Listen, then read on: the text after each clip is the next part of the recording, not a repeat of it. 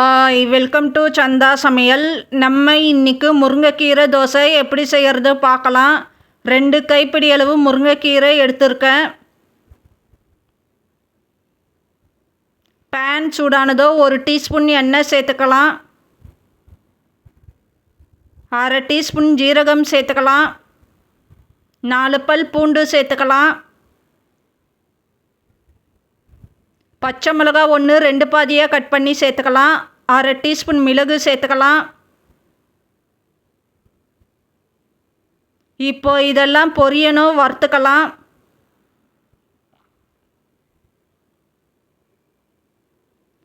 முருங்கைக்கீரை வாஷ் பண்ணி எடுத்துருக்கேன், சேர்த்துக்கலாம்.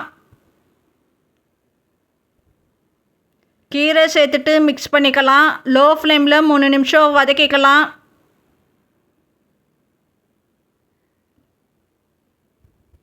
இப்போ வதங்கி இருக்க ஆற விடணும். ஒரு பிளேட்டுக்கு மாற்றிக்கலாம்.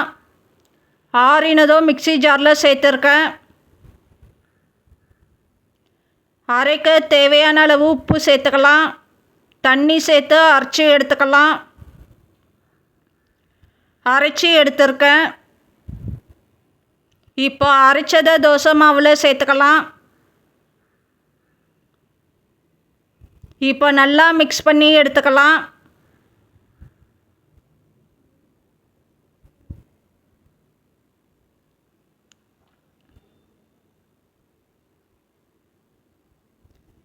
மிக்ஸ் பண்ணி எடுத்துருக்கேன். தவா சூடானதோ எண்ணெய் சேர்த்துக்கலாம். எண்ணெய் சேர்த்துட்டு ஸ்ப்ரெட் பண்ணிக்கலாம்.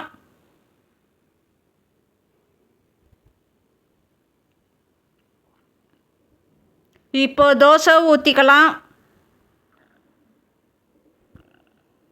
தோசை ஊற்றிட்டு ஸ்ப்ரெட் பண்ணிக்கலாம்.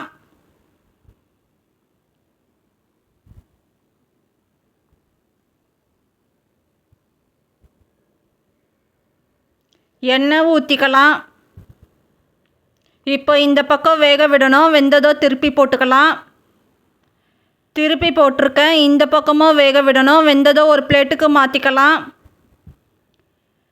இப்போ நமக்கு முருங்கைக்கீரை தோசை ரெடி ஆகிடுச்சு. இந்த சேனல் பிடிச்சிருந்தால் லைக் பண்ணுங்கள், ஷேர் பண்ணுங்கள், சப்ஸ்கிரைப் பண்ணுங்கள்.